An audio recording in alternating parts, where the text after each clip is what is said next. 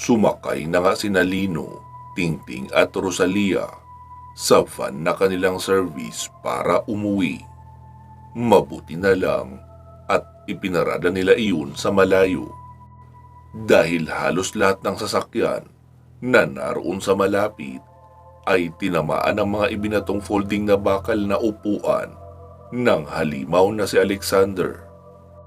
Pagkaupo ay sabay-sabay silang napabugan ng hangin dahil sa pagod. Lalo pang lumakas ang ulan at meron pang kasamang mga pagkidlat. Nagsalita si Lino. Hindi ito maganda. Hindi normal ang nangyayaring pagsama ng panahon. Gawa ito ng isang taong may kakayahang kontrolin ang panahon. Sabi naman ni Tingting. Ibig sabihin, kaya ng taong yan magpabagsak ng kidlat? Oo, Ting. Maaring pati nga ipo-ipo tsaka magpayanig ng lupa. Kasi bahagi pa rin iyon ng kalikasan. Hala, kailangan nating pigilan iyon. Pero malabo yun natin magawa ngayon. Uwi ka pa ni Tingting. Oo, Ting. Maging ako man ay sobrang napagod sa pakikipaglaban doon kay Alexander. Ano na kayang balita doon sa virus na pinakawalan nila sa Vinictican City? Umabot kaya iyon sa ibang lugar o doon lang sa kanila? Baka doon lang iyon sa kanila, Kuya Lino. Kaya sana doon pa lang ay makontain na rin para hindi na kumalat pa. Anong balak mo roon, Kuya Lino? Makikipag-coordinate tayo sa Marine Corps. Sila ang may koneksyon sa kapulisan at kasundaluhan para humarap sa mga ganyang problema. Kahit pa maaaring mga aswang ang may pasimuno noon, hindi pa rin yun masasabing isyong espiritual lang, lalo kung kumakalat na yun sa buong lalawigan. Nagsimula na nga silang maglakbay papabalik sa San Pablo. Nadaanan nila ang Santa Monica. Brown out pa rin at sobrang dilim ng paligid, lalo at gabi at malakas ang ulan.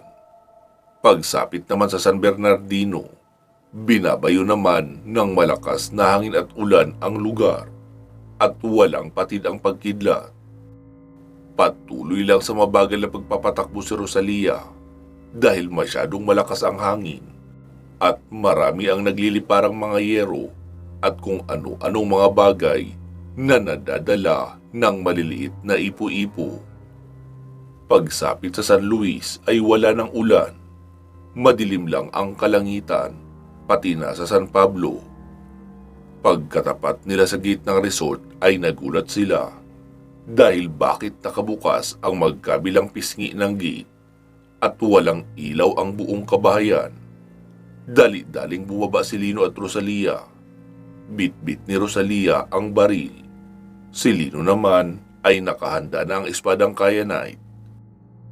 Inilawan ni Rosalia ng flashlight ang lupa sa bukana ng gate. Mas lalo pa silang kinabahan noong makita ang bakas ng malalaking gulong na may malalaking spike. Animoy gulong ng traktor ang pumasok sa loob ng compound. Saglit na nagkatinginan sina Lino at Rosalia. Sumenya si Lino na sa kabilang gilid dumaan si Rosalia. Si Tingting naman ay nasa likuran niya na rin. Sinenyasan niya ito na sa kabilang gilid rin dumaan at siya sa gitna. Dahan-dahan ang bawat hakbang na kanilang ginagawa. Pare-pareho na silang nakaikot pero wala pa rin silang ibang taong namamataan. Sumenya si Lino kay Rosalia at Tingting na sa kabilang gusali umakyat. Tapos siya naman ang sa isa. Nanlumo si Lino noong walang makitang kahit isang miyembro ng pamilya ang naroon. May iilang tranquilizer bullet siyang nakita. Ang mga bakas naman ng putik sa tiles na sahig ay mukhang mga bakas ng tactical boots na madalas ginagamit ng mga sundalo o mga SWAT team. Napaluhod si Lino noong makarating sa kwarto nila Mariposa at Gabriel dahil wala rin siyang naabutan roon at may kaunting bahid ng dugo sa kama. Sumikip ang kanyang paghinga at tila naiiyak na sa sobra-sobrang pag-aalala. Ilang saglit pa ay pumasok na rin sila Tingting at Rosalia. sa kwartong kinaroroonan ni Lino. Kuya Lino, wala sila. At kahit ayokong mag-isip ng masama, pero punong-puno ng pruweba na may nanloob talaga rito. Sabi naman ni Lino, Oo Ting, yun din ang naiisip ko. Sabi naman ni Rosalia, Wala tayong magagawa rito kung magbumukmuk lang tayo. Masyado pang maaga para magluksa. Sigurado akong buhay pa silang lahat. Sadyang kinidnap lang sila para palabasin ng kusa si Lino. Kaya tara na muna mahal, doon na muna tayo kina Aling Terry. Ting, hanapin mo yung susi. Parang nasa poste yun sa ibaba. Isasarado natin ang gate bago tayo umalis. Inalalayan na nga ni Rosalia si Lino na makababa dahil tila wala yung lakas para kumilos sa sobrang kalungkutan at pag-aalala. Noong maipadlak na ni Tingting ang gate ay umalis na nga sila upang bumalik sa bahay nila Aling Terry. Pagkarating roon ay agad naman silang sinalubong ni Aling Terry at pinagbuksan ng gate. Oh, anong nangyari sa inyo? Bakit parang galing kayo sa gera? Sabi naman ni Tingting. Opo, Nay, dahil galing talaga kami sa gera. Bakit kayo narito? Nay, pagkabalik namin sa resort ay wala nang ni isang tao ang natira doon. Mukhang may dumukot sa kanila. Ha? Silang lahat? Dinukot? Opo, Nay, lahat nga sila. At walang iniwang kahit anong mensahe ang may gawa noon kung anong gusto nilang kapalit. Teka nga, at sasabihan ko rin si Manuel. Kasama roon si Dodong, di ba? Opo, Nay, pati na si Beth. Mahabaging Diyos, ano na naman bang nangyayari? Halos mag-iisang taon pa lang magmula noong kaguluhan sa San Agustin. Mukhang meron na naman uli. Sabi naman ni Rosalia, Mahal, magbihis ka muna ng damit dahil baka sipunin ka. Kung ako sa iyo, maligo ko na lang din muna. Masyado kong marumi para humiga sa kama. Tumango naman si Lino at nagtungo na sa banyo. Sumunod naman si Rosalia para maghatid ng tuwalya at bihisan. Ilang saglit pa ay dumating si Mang Manuel. Tingting, anong nangyari? Dinukot raw ang buong pamilya ni Lino? Opo, Mang Manuel. Totoo po yun. Naroon kasi kami sa San Simon. Rumispondi sa nagwawalang halimaw roon na pumatay na ng halos 50 katao. Pagkabalik namin ay wala ng tao sa resort. Bakas ng malalaking gulong lang ang aming nakita at mga bakas ng tactical boots. Kung ganun, maaaring private army o private tactical unit ang dumukot sa kanila. Mukhang ganun nga po. Ito po ang susi ng resort, oh. Hindi, Tingting. Dito na muna yan kay Terry. Kakailanganin niyo yan uli pagkabalik ng pamilya ni Lino. Di ba naroon ang mga gamit nila? Opo, tama po kayo. Sige, babalik na muna ako sa barangay. Hihintayin ko lang na humupa ang ulan at magpapapunta ako ng mga tao roon na mag-iimbestiga sa paligid ng resort. Kakabagsak na naman kasi ng malakas na ulan. Mabuti na lang pala at ipinaiwan ni Dodong si Sian. Dahil kung hindi, ay kasama rin iyon na natangay. Si Lino ba? Nasaan na? Naroon po sa banyo, naglilinis ng katawan. Hindi maganda ang kondisyon niya. Masyadong mabigat ang laban na kinaharap namin. Aswang nabaltukan ang itsura. Pero mas malaki at mas mukhang halimaw. Ah, ganun ba? Sige, magpahinga na muna kayo. Babalitaan ko kayo agad kapag may nasagap ako mula sa mga tauhan ko. Wika pa ni Mang Manuel at lumabas na ng bakuran ni na Aling Terry. Pagkalabas ni Lino ng banyo ay si Rosalia naman ang naligo. Kinuha ni Lino ang kanyang cellphone at nagdial ng numero. Hello Rafael, kumusta? Nasaan ka ngayon? Nandito Lino sa San Agustin. Pinipigilan ang tuluyang pagsakop ng Black Triangle rito. Unti-unti nilang ini-infiltrate ang bayan. Karamihan ng mga matataas na opisyal ng bayan ay hawak nila dahil kinidnap nila ang mga anak o di kaya asawa't anak. Ha? Ganun ba? Rafael, nabalitaan mo na ba ang sinasabing kaguluhan sa Vinectican City? Oo, Lino, yung mutagen virus. Tumawag na rin ako sa headquarters ng Marine Corps. Nakikipag-usap na raw sila sa Special Task Force na binuo mismo ng presidente para sa isahang pag-iimbestiga roon. Nakasara ang main gate ng Vinectican City ngayon. Walang nakakapasok at wala rin nakakalabas. Kaya wala pang ideya kung controlled na ba nila ang situation o kung may na-formulate na silang antidote. Hindi rin malinaw kung sino ang pasimuno sa pagpapakawala ng virus at kung anong purpose nila, bakit nila iyon ginawa. Anong balak mo, Lino? Pupunta ka na ba rito sa San Agustin? Hindi, Rafael. Galing kami ngayon sa San Simon. Kinalaban namin si Alexander. Ginawa siyang laboratory experiment. Tinurukan siya ng dugong baltukan at inerhiya ng burhamin. Kaya ang resulta, halimaw na hindi namamatay kahit patanta rin ng bala. Maging ang kyanite at kidlat ko ay hindi umubra noong una dahil kinabitan nila ng aparato na humihigop ng kuryente. Kaya baliwala sa kanya ang kidlat. Pasensya na, Rafael, hindi pa kita matutulungan dyan sa ngayon. May aasikasuhin pa akong ibang kaso rito eh. Meron sa San Luis, sa San Bernardino at sa Santa Monica. Idagdag pa na kinidnap ang buong pamilya ko at wala pa akong ideya kung sino ang may gawa. Basta ang bakas na naabutan namin sa resort ay gulong ng malalaking truck at tactical boots. Naku, Lino, mukhang may hinala na ako riyan. Tactical boots baka mo? Hindi malayong Dragon Corps yan. Isang elite tactical command. Binuo yan para itumba ang Marine Corps. Independent contract mercenaries ang mga iyan na pinamumunuan ni General Axel Braganza, dating tactical officer ng Philippine Army. Natanggal sa serbisyo dahil sa pagiging brutal. Hindi sumusunod sa chain of command.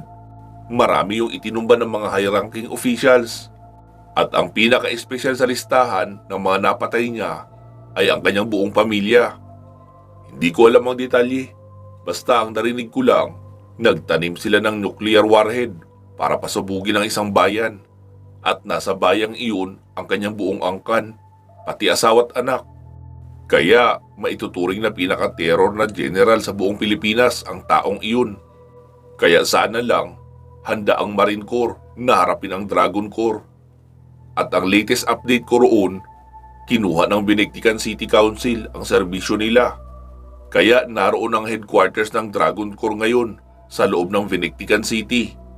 At naniniwala akong sila ang may pakana ng pagpapakawala ng mutagen virus. Ganun ba, Rafael? Salamat sa mga info ha. Kapag natapos ako sa mga problema ko sa South, ay pupuntahan ko kayo dyan sa San Agustin. I-monitor mo na rin ang lakad ng Marine Corps patungo sa Vinectican City. Baka pwede mo akong isabit roon. Baka nga, tama din ang hinala mo na kinuha ng Dragon Corps ang pamilya ko. Sige, Lino, i-update na rin kita.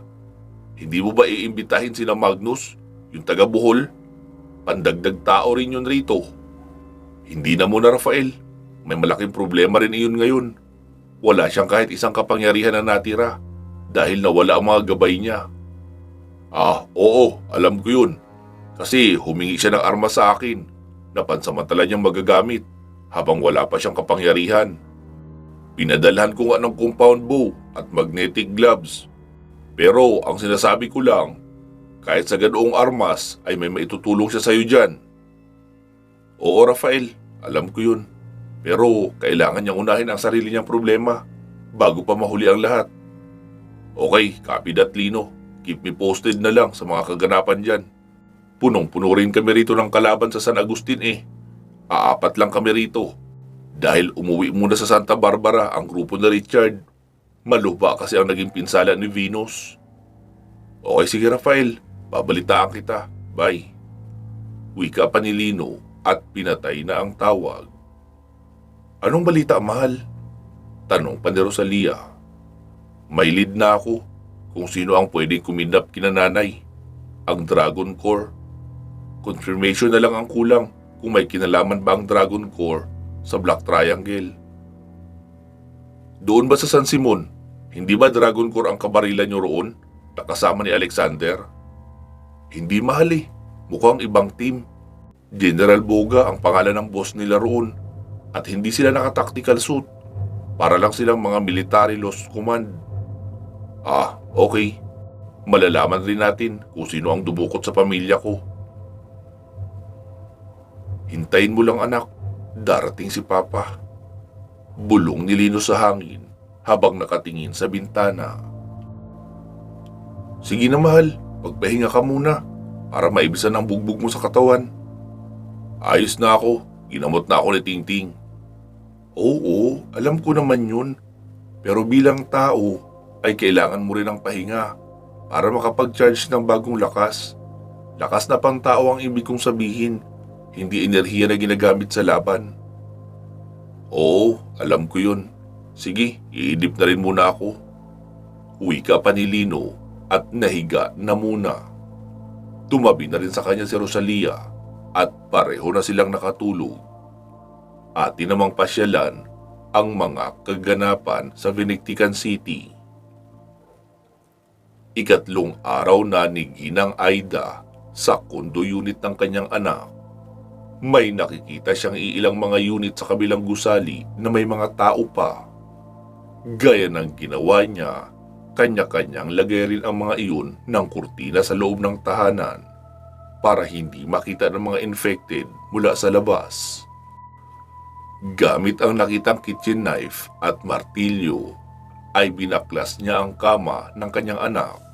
Lumang disenyo iyon na may kahoy, spring at goma ang ilalim. Nagsimula na siya maghanda para sa kanyang naiisip na exit plan. Hindi niya kailangang hintayin na maubos ang kanyang stock na pagkain bago siya kumilos. Napapagod na rin siya sa kakadasal at kakaiyak dahil sa kamalasang kanyang sinapit. Sinabi niya sa sarili na hindi siya mamamatay nang hindi lumalaban. Hindi siya papayag na maging laman tiyan ng mga nagkalat na mga zombies. Habang pawis na pawis siya sa loob sa pagdidismantel ng kama, ay nakarinig siya ng mga nagtatalong boses sa labas. Dahan-dahan siyang lumapit sa glass door at sumilip roon. Nakita niyang may 3 lalaki ang naroon sa kabilang building. Nag-aagawan sa isang airgun. Palit-palitan silang bumabaril.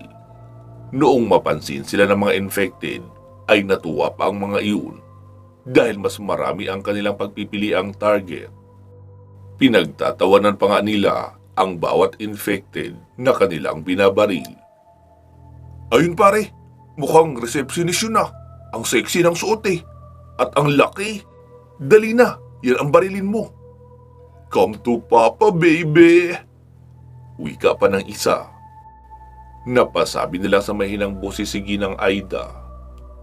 Ay, mga buang, hindi nag-iisip. Bakit kayo nagpakita mga iho sa mga infected? Tapos kayo ngayon.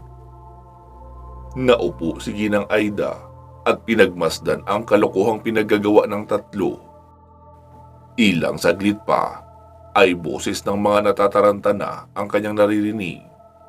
Kinakalabog na ng mga infected ang pintuan ng unit kung saan naroon iyong 3 lalaki.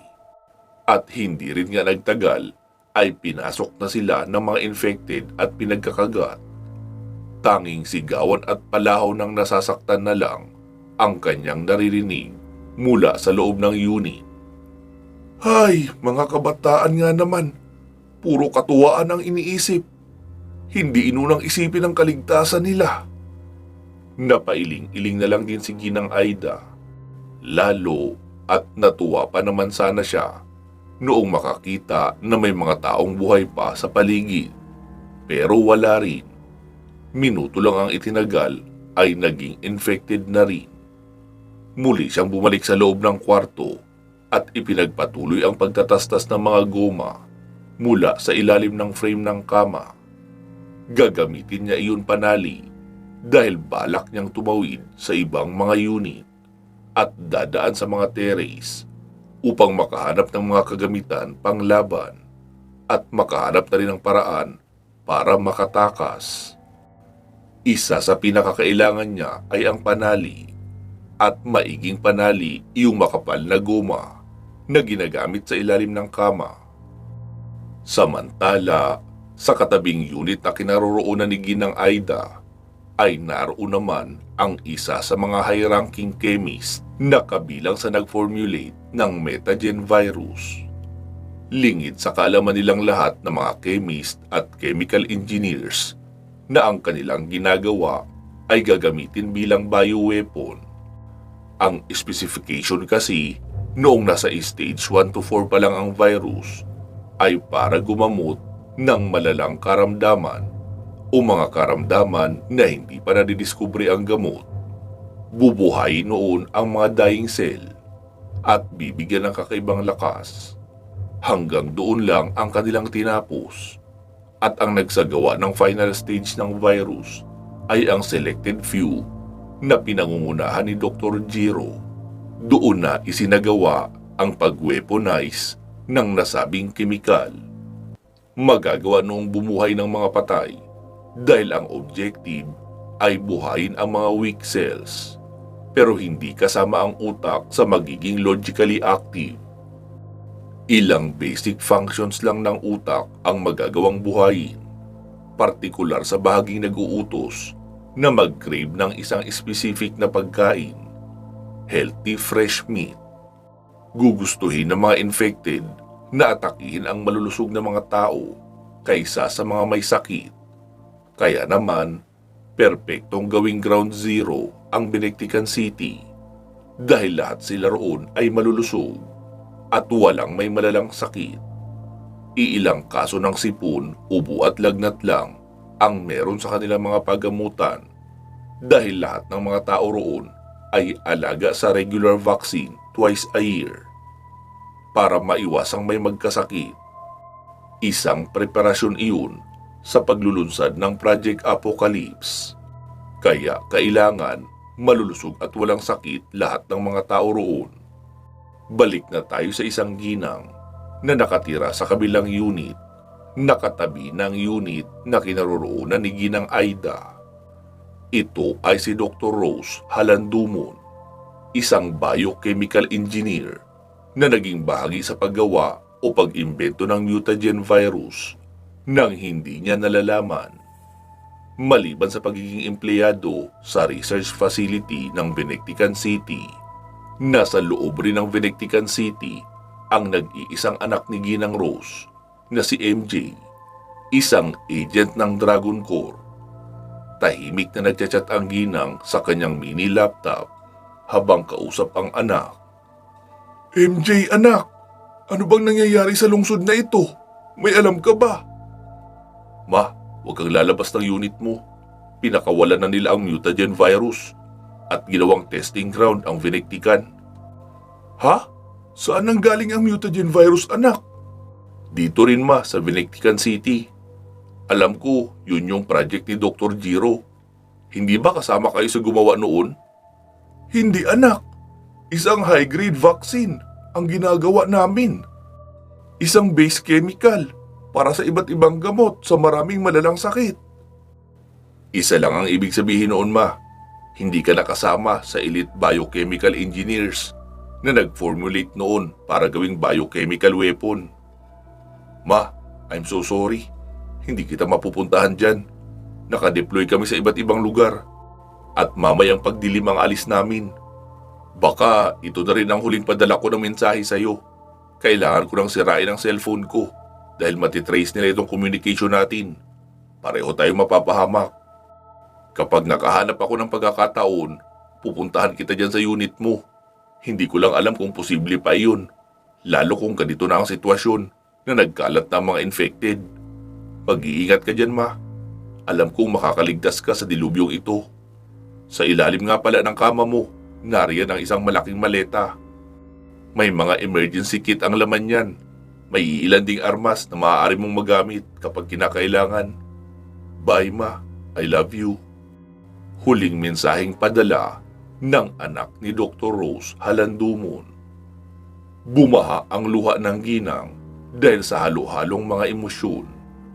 Tila sinisisi niya ang sarili kung bakit naki-involve pa siya sa pag-develop ng chemical na iyon. Siya pa naman ang lead chemist sa project na iyon. Tapos gagamitin lang pala sa masama. Ang buong akala niya ay para sa ikabubuti ng nakararami ang paggagamitan ng talino niya.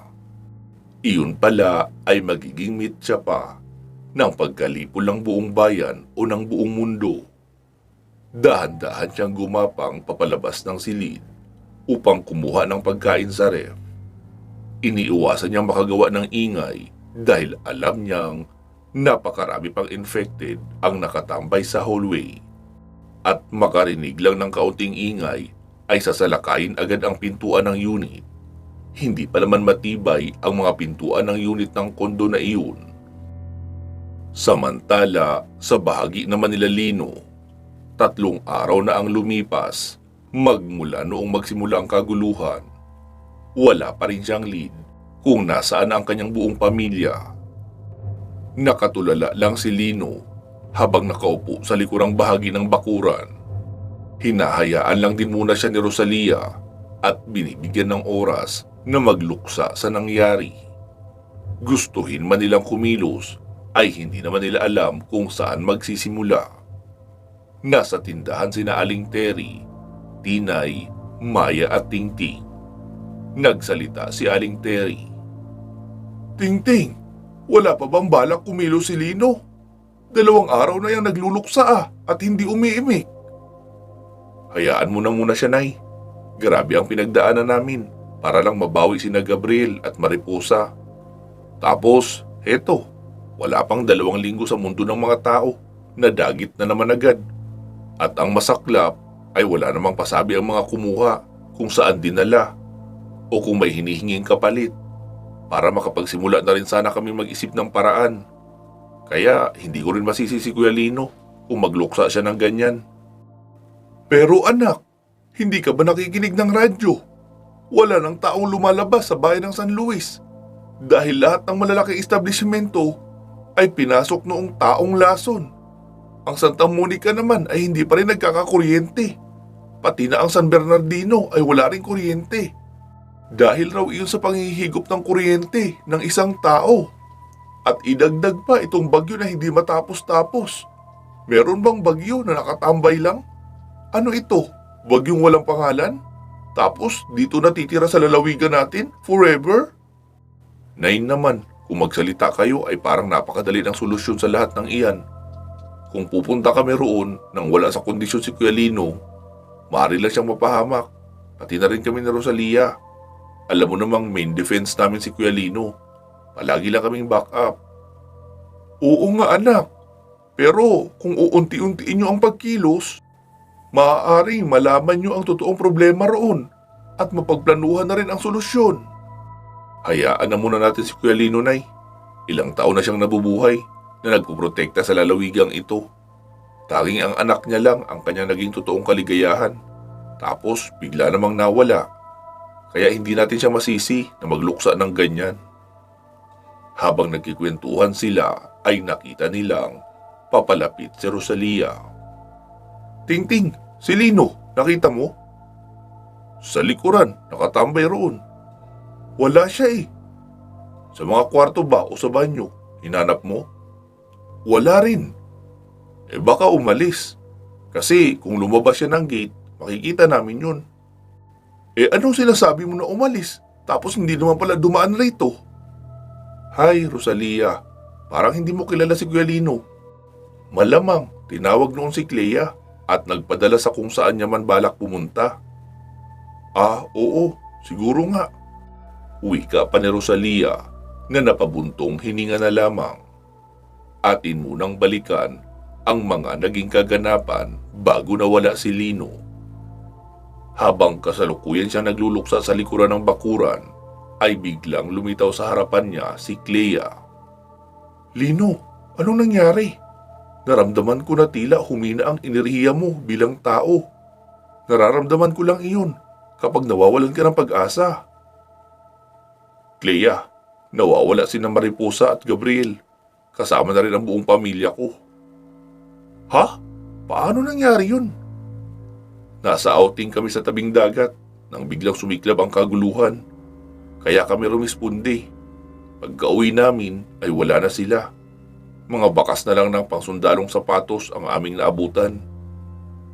May pinaghihinalaan ka bang lugar na maaring pinagdalhan sa kanila para mapasyalan ko at makapag-imbestiga na rin ako sa paligid? Oo, sa Binigtikan City. Ha? Ang layo naman noon. Oo, kasi mukhang naroon ang mga kalaban nagkukuta, kaya hindi malayong doon dinala ang pamilya ko. Lino, sumama ka muna sa akin. Dadalhin kita sa San Sebastian. Gusto ko rin daw makausap ni lolo mo. Okay, sige. Pagsang-ayon naman ni Lino, tapos may bumukas na portal at doon na sila pumasok pareho. Pagkalabas nila ay doon lang iyon sa isang puno sa loob ng bakuran ng bahay ni Lolo Ino. Naroon si Lolo Ino sa labas nakaupo habang nagkakape dahil 4:00 iyon ng hapon. Apo, ano nangyari sa'yo? Bakit ang lungkot mo? Tanong ni Lolo Ino. Agad namang lumapit si Lino sa lolo niya, yumakap at umiyak. Lo, hindi ko na alam kung anong gagawin ko. Dinukot silang lahat. Anong sinasabi mong lahat? Sina Nanay Lo, si Tatay, pati na sina Mariposa at Gabriel. Kasama din sina Leandra, Julie, Jinjin at Buboy. Ha? Silang lahat? Opo, maliban kina Ninong Amboy at Ninang Armin. Dahil wala sila nung nangyari ang pagdukot. Naku, malaking problema nga yan. Nagsalita naman si Clea. Sige Lino, maiwan ko muna kayo. Pupunta ako ng Binigtikan City. Magmamanman ako roon. Sige Clea, salamat. Nagsalita si Lolo Ino. Apo, nabalitaan ko rin ang mga nangyaring kaguluhan sa iba't ibang lugar. Kailangan mo yung respondihan. Opo, Lo, alam ko yun. Kagagaling lang namin sa San Simon. Si Alexander ang nakaharap namin doon. Pero ibang Alexander na yun. Isa na siyang halimaw. Matindi rin ang naging pinsala ako roon. Kaya kinakailangan ko munang magpahinga ng mahaba. Kasi mukhang dahil sa kalungkutan ko, kaya hindi bumalik ang lakas ko. Narito naman ang kapangyarihan, pero ang sarili kong lakas para sa aking sarili ang wala. Sobrang tamlay ng pakiramdam ko, Lo, na parang ayoko nang gumalaw. Apo, mas mabuting kumilos ka na agad ngayon habang wala ka pang balita kung nasaan sina Gabriel. Dahil kapag nagkaroon ka ng lead kung saan sila pupuntahan, hindi mo na maaasikaso ang ibang lugar. Doon ka na magpo-focus sa lugar kung nasaan sila para mailigtas. Bagsak ang balikat ni Lino na umupo sa isang upuan at nakatanaw sa malayo. Ilang saglit pa ay dumating naman si Naron at Rene. Si Ringo naman ay nasa malayo pa, marahang naglalakad papalapit. Lino, naikwento sa amin ni Clea ang nangyari sa pamilya mo. Sana kasi isinama mo kami roon para nabantayan namin sila. Wala kayong kasalanan. Sinadya ko kayong iwanan dito para mag-enjoy rin sa pagpapahinga. Lalo at pagpapahinga at pagbabakasyon naman ang ipinunta namin. Anong balak mo ngayon, Lino? Nabalitaan rin namin ang kaguluhan sa iba't ibang mga bayan. Oo, alam ko rin yun. Pero Lino, alam mo ba na isang truck na aswang ang dinadala nila sa bawat bayan na may nanggugulong nila lang? Kaya kung may nabalitaan kang mga taong humihigop ng kuryente sa Santa Monica, hindi siya nag-iisa. Nakaabang roon ang isang trailer truck na aswang ang nasa loob na naghihintay sa pagdating mo. At siguradong kawawa sina Tingting at Rosalia kapag nagkataon dahil malamang sila ang haharap sa mga iyon. Tapos ikaw naman ang haharap sa malakas na nilalang na naroon. Kaya kailangan mo kami roon, Lino. At bago pa maubos ang mga tao sa bawat bayan, ay lumusob na tayo. Mahabang paliwanag pa ni Rene. Si Lino naman ay tila walang gana na nakatulala lang at nakatingin sa malayo. Naroon na rin sa harapan nila si Ringo, nakatulala rin na nakatitig kay Lino. Muling nagsalita si Rene. Lino, naririnig mo ba ang mga sinasabi ko? Mauubos lahat ng tao kapag hindi ka kumilos. Medyo malakas na boses na pagkakasabi ni Rene. Pero wala pa ring reaksyon si Lino. Tanging ang pagdaloy ng luha sa mga pisngi nito ang makikitang reaksyon. Nagulat si Lolo Ino nang damputin ni Ringo si Lino at ibinato sa bakuran. Nagkalukot-tukot si Lino habang gumugulong papalayo. Sabi naman ni Rene, "Lagot na! Nagalit na si Ringo." Makikita sa mukha ng kapre ang galit nito kay Lino. Hinawakan niya ito sa ulo at sinampal ng malakas. Tila lasing si Lino na nagpaubaya lang sa pambubugbog sa kanya ng kapre. Muli siyang dinampot ni Ringo pero sa dalawang paa naman at iniangat ng patiwari. "Alam mo ikaw, Lino, hindi lang ikaw ang may pamilyang nawawala ngayon. Ang iba nga ay namatayan pa ng buong pamilya. Kaya wala kang karapatan na magluksa ng ganyan. Maaaring buhay pa ang pamilya mo. Ginagawa lang pain para mapalabas ka. Tsaka hindi ka nabuhay sa mundong ito para lang sa sarili mo. May sinumpaan kang tungkulin sa amin ng mga elemental. Tutulungan ka namin basta't gagampanan mo rin ang tungkulin mo na protektahan ang mga mabubuti at walang laban. Tapos ngayon, kung kailan napakarami ang namamatay sa iba't ibang lugar, ay magmumukmuk ka lang kasi malungkot ka." Singhal pa ni Ringo at muling ibinalibag si Lino sa may pader. Dahan-dahang tumayo si Lino at makikita ang galit sa mga mata. "Ermitanyo, 300% ng kyanite at kidlat sa mga kamay ko!" Galit na sigaw pa ni Lino, sabay takbo papalapit kay Ringo. Pero laking gulat niya dahil walang kahit munting kuryente ang lumalabas sa kanyang kamay. Kaya pagkalapit niya tuloy kay Ringo, ay isang malakas na uppercut ang ibinigay noon sa kanya. Umangat siya sa ere at tumalsik sa malayo. Napatakip na lang ng mukha niya si Lolo Ino. Sumasang-ayon rin siya sa ginagawa ni Ringo. Isang paraan para ipaalala kay Lino kung sino siya talaga at kung ano ang responsibilidad niya para sa mundo at sa mga tao. Puro sugat na ang mukha ni Lino. Pumutok na rin ang labi. "Ermitanyo, bakit wala pa rin lumalabas na kapangyarihan sa mga kamay ko?" Sigaw pa ni Lino sa isipan at sa salita. Sumagot naman si Ermitanyo sa loob. "Dahil wala kang kalaban sa paligid, Lino. Hindi ang mga gabay mo ang iyong kaaway rito, kundi ang iyong sarili. Dahil sa sarili mong kalungkutan, ay handa kang talikuran ang lahat ng taong umaasa ng tulong mo. Pati na ang iyong binitawang sumpa na magiging tagapagtanggol ng mahihina at inaapi. Mahaba pa ang pasensya ko, Lino, pero huwag mong ubusin. Dahil kapag ako ang umalis sa'yo, dadalhin ko ang lahat. Ang kyanite, ang kidlat at ang sinukuan. Kaya huwag mong hintayin na umabot pa tayo roon." Galit rin na wika ni Ermitanyo. Doon na napaluhod si Lino at muling humagulgol ng pag-iyak. Sobrang sakit kasi talaga ang naidulot sa kanya ng pagkawala ni Gabriel. Parang kinuhanan siya ng kalahati ng kanyang buhay. Sabi naman ni Rene, "Ringo, tama na yan. Natauhan na siya."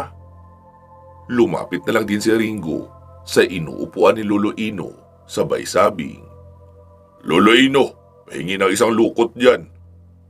Inabutan naman niyo ni Lolo Ino ng isang lukot na tabako. Bali 2 dahon iyon ng tabako na nilukot na parang sigarilyo. Masyado iyong matapang dahil purong tabako talaga iyon. Tahimik lang sila na nakatingin kay Lino. Makalipas ang 1 oras siguro, ay bumagsak na lang si Lino sa lupa at nawala ng malay. Wala pa rin dumadampot sa kanya. Nasa ibang direksyon lang ang tingin ng 4 at nagkikwentuhan ng mga bagay-bagay tungkol sa kaguluhang nangyayari sa iba't ibang lugar. Ilang saglit pa ay dumating si Clea. "Anong nangyari kay Lino?" Tanong pa nito. Sabi naman ni Ron, "Ayan, tinuruan ni Ringo ng leksyon at ginising na rin ang natutulog na utak." "Ah, kaya pala putok ang nguso, isngi at kilay." So ganyan na ngayon magturo ng leksyon, Ringo? Ha? Galit na wika pa ni Clea. Pasensya ka na, Clea. Yan lang ang alam kong paraan para lalo siyang galitin at ilabas ang totoo niyang emosyon. Pagkatapos niyan ay babalik na siya sa dati. Hay, kayo talaga. Ang hilig niyo sa dahas. Wika pa ni Clea, sabay binuhat si Lino na parang bata at inilagay sa isang papag sa may sala. Kumuha na rin ito ng labakara at binasa. Saka pinunasan ang mukha at mga braso ni Lino. Nanlulumahig na rin kasi ito sa pinagsamang natuyong dugo at alikabo. Lolo Ino, may mga damit pa po ba rito si Lino? Tanong ni Clea. Oo, Clea. Sa kwarto niya. Sa cabinet, marami dyan. Wika pa ng matanda na nag-i-enjoy sa pag-inom ng kape habang nagkakape rin sina Rene, Ringo at Ron. Binudburan ni Clea si Lino ng mahiwagang gintong buhangin na pampalalim ng tulog para makapagpahinga ng mabuti ang katawan at isipan nito. Ikinuha niya rin ang tubig mula sa mahiwagang bukal at iyon ang unti-unting ipinapatak niya sa bibig ni Lino para makainom ito kahit kaunti. Sa kanya iniwan. Pasado 10:00 ng gabi ay nagpaalam na rin sina Rene, Ron at Ringo na aalis na. Lolo Ino, sabihin mo kay Lino na tawagin kami kung gusto niya magpasama sa pagresponde sa mga bayan na sinasalakay ngayon ng masasamang elemento. Kailangan niya ang tulong namin roon. Oo, sige Rene. Sasabihin ko yan sa kanya pagkagising niya bukas. Sige na, magsipahinga na rin kayo para handa kayo sa mga laban na paparating. Oo, Lolo Ino. Magpapahinga na kami. Pagkatapos naming maikot saglit ang buong San Sebastian, kailangan lang naming masiguro na hindi pa ito napapasok ng mga kalaban. Okay, sige. Mag-iingat kayo. Wika pa ni Lolo Ino at pumasok na sa loob ng kanyang bahay. Kinabukasan, pagkagising ni Lolo Ino, ay nakaamoy na siya agad ng sinangag na kanin at pritong tuyo. Kaya lumabas siya ng silid at sumilip sa kusina. Nakita niyang nakatulala si Lino na nakatitig sa tasang may kape. Ang aga mo gumising, apo ah. Opo, Lo. Sakto na ang aking pahinga. Tuloy-tuloy ang tulog ko at walang panaginip. Kaya masasabing katawan at isip ko talaga ang nakapagpahinga ng mabuti. Eh di ayos yan. Ano, nakapag-isip-isip ka na ba? Opo, Lo. Kahit naman kahapon ay alam kong tama lahat ng sinasabi nyo. Pati na ng mga tropa nating engkanto. Kaso hindi ko lang talaga maiwasan ang malungkot ng sobra. Kahit naman kasi may bahagi ng utak ko na gustong tumayo at lumaban, pero ang buong katawan ko ay gustong malugmok at umiyak na lamang. Pero ngayon, nakarecover na ako. Handa na akong ipagpatuloy ang dapat kong gawin. At tama ka rin, Pulo, hindi ko maasikaso ang ibang bayan kapag nagkaroon ako ng ideya kung nasaan dinala sina nanay. Tara, Lo, kain na po tayo. Dahil pagkatapos ko rito, ay babalik na rin ako ng San Pablo. Susugod kami sa San Luis. Okay, sige apo. Mag-almusal na tayo.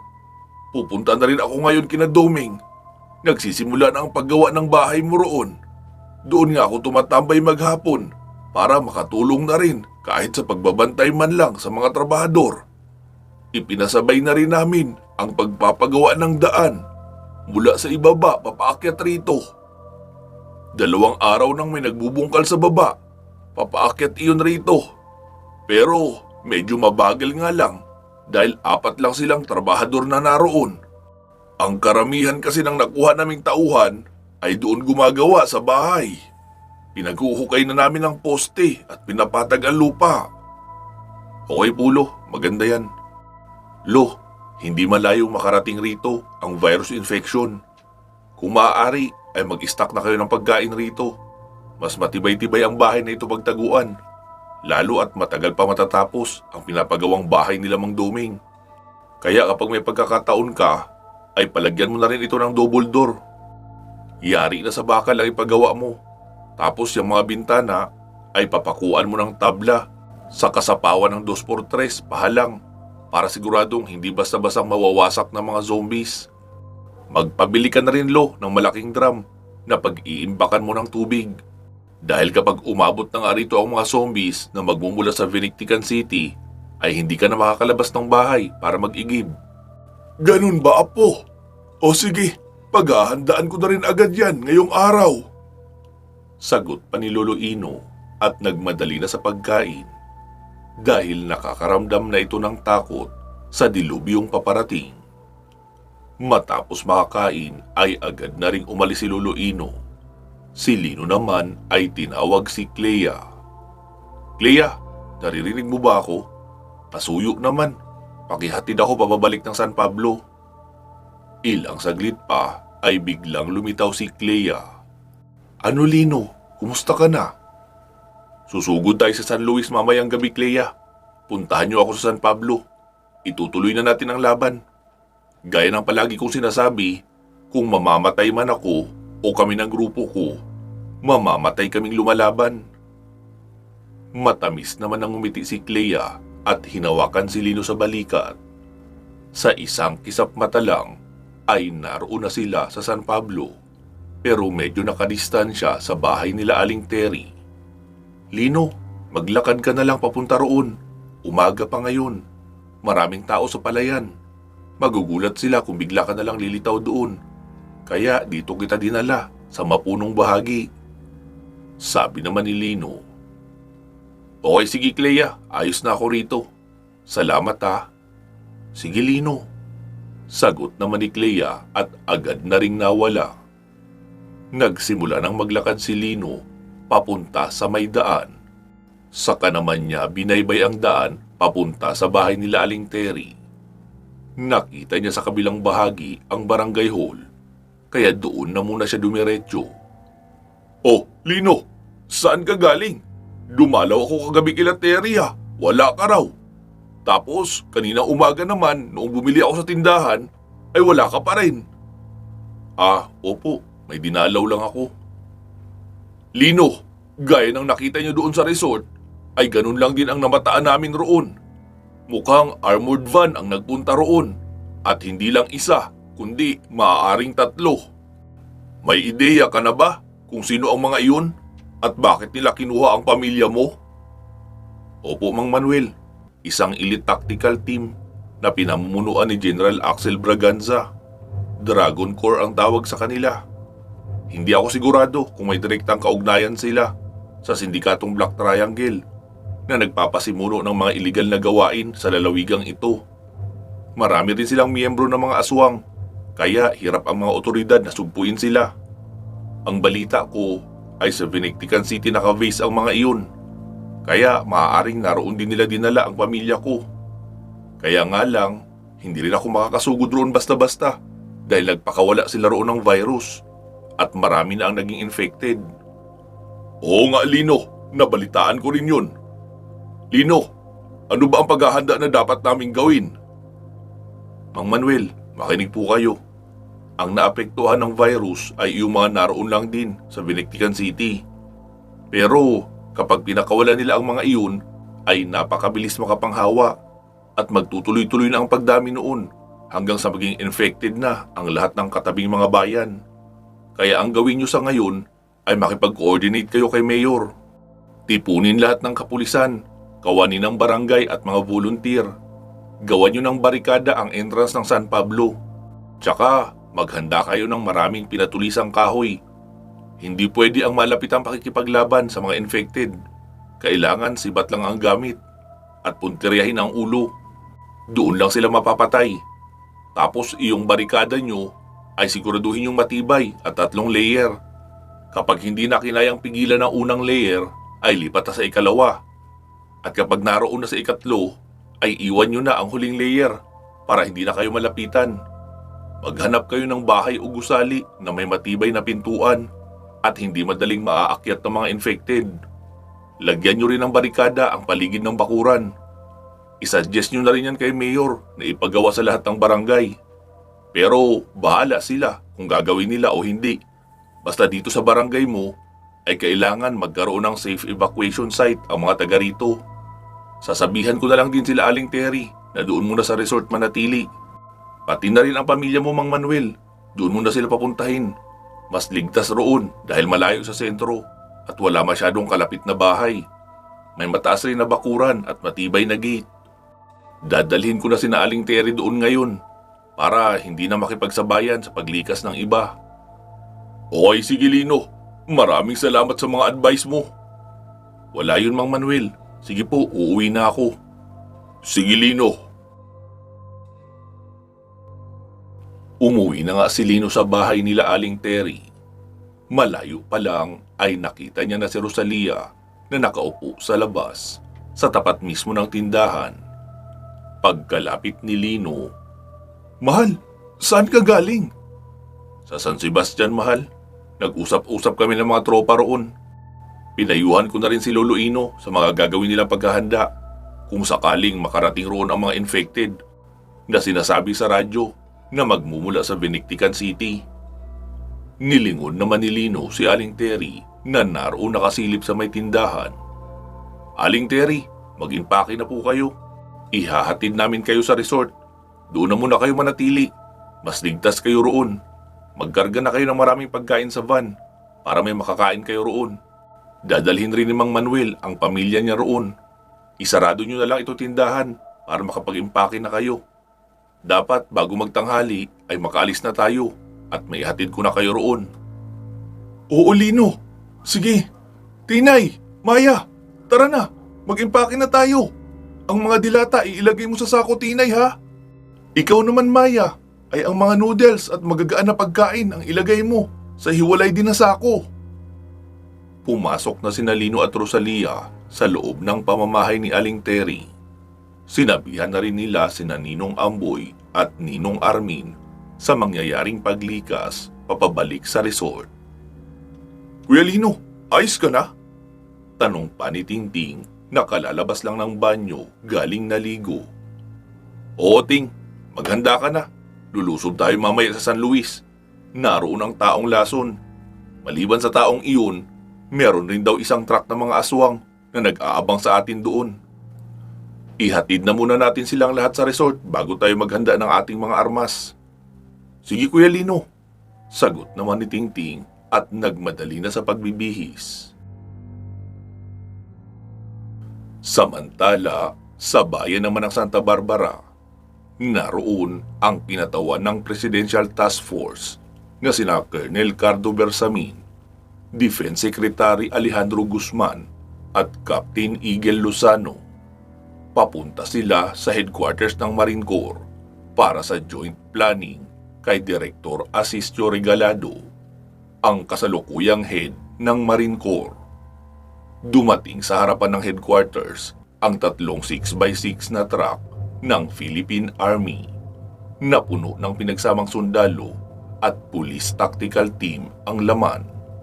Nakasunod naman rito ang SUV na sinasakyan ng mga opisyal at sa pinakalikuran ay isang SUV na may lamang 8 Special Action Force agent. Naka-high alert ang headquarters ng Marine Corps kaya agad silang naglabas ng dokumento na may special order mula sa presidente ang nauunang truck. Matapos ma-verify ay pinapasok na ang buong grupo. Agad namang sumalubong sa bukana ng gusali si Director General Asistio Regalado. "Welcome sa Marine Corps Headquarters, Colonel Bersamin, Secretary Guzman at Captain Lozano." Nagkamayan sila sa isa't isa. Saka nagtuloy sa ikalawang palapag kung saan naroon ang conference room na naka-live feed rin sa opisina ng presidente. Naunang nagsalita ang presidente. "Gentlemen, alam nating isang delicate matter ang isyong kinakaharap natin sa Vinictican City. Lalo at ako mismo ang nagbigay ng special power sa kanila para magkaroon ng sariling pamamalakad sa kanilang bayan. Kaya gusto kong maging discreet sa publiko ang isyu tungkol rito. Puntahan nyo ang syudad na iyon at i-assess ang severity ng sitwasyon. Hanapin nyo si Damian Luzarte Siya ang chief officer ng Benedictine Council. Marami siyang kailangan ipaliwanag sa atin. Siguradong hindi madali ang pagpasok sa bayan na iyon. Lalo na at ang latest update ko roon ay nasa 50% na ng kanilang population ang naging infected. Kaya mangangailangan kayo ng military force. Gustuhin ko mang iligtas ang mga infected na naroon, pero wala pa tayong balita kung meron na bang antidote para sa mutagen virus.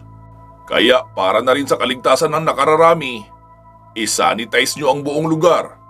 Kill on site lahat ng mga infected na lalapit sa inyo. Oh, sige na. Pag-usapan nyo na lang ang mission details. Just send me the minutes of the meeting when you're done.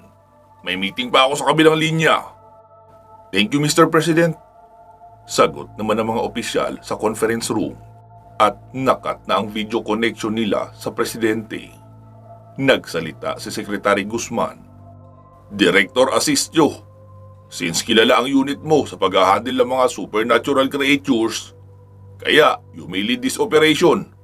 Meron ka na bang planned strategy for attack? Mr. Secretary, assessment ang utos sa atin ng presidente. Hindi lipulin ang buong Benedictine. Kaya I suggest na let's walk to their front door and act like normal civilized government official. Kapag may sumalungat sa ating layunin, ay saka tayo gumamit ng puwersa para wala tayong ma-violate na human rights. Sabi naman ni Colonel Bersamin. Human rights ba kamo?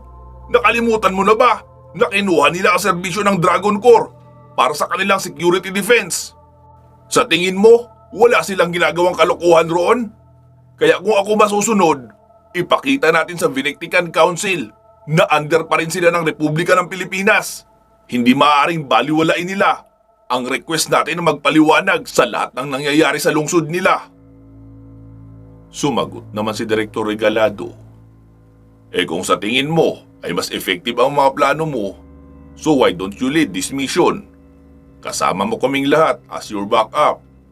After all, we're in the same team for now. Kalmadong wika pa ng direktor ng Marine Corps. Okay, sige. I will lead this mission. Ganito ang formation. Mauuna ang tatlong 6x6 military truck na may sakay ng mga sundalo. Sa likuran nila, ang SAF team. Tapos sa pinakahuli, ang Marine Corps. Ako ang magbibigay ng command sa lahat. Malinaw ba? Okay, sige Bersamin. The chair is yours. Sagot naman ni Secretary Guzman. Muling nagsalita si Colonel Bersamin. Aalis tayo ng alas 4 ng hapon para sakto bago lumubog ang araw ay naroon na tayo sa gate ng Benedictine City. Magagamit nating cover ang kadiliman. Copy that. Agad na nagsilabas ng conference room ang mga opisyal at nagtungo na muna sa mini hotel sa loob ng Marine Corps compound kung saan pinapatuloy ang mga government delegates na dumadalaw sa kanila. Pansamantala muna natin puputulin dito ang ating kwento. Magsama-sama tayong muli sa part 258. Muli ko pong hinihiling sa inyo na pakinggan lahat ng kwento na ina-upload ko rito. Wala na tayong story masyado na iba ang nagbuboses. Halos lahat ay ako na dahil iyon sa inyong request. Kaya sana pagbigyan nyo rin po ang request ko na pakinggan ang lahat ng story ina-upload dito. Salamat po ha. Mag-iingat po kayo palagi at hanggang sa muli.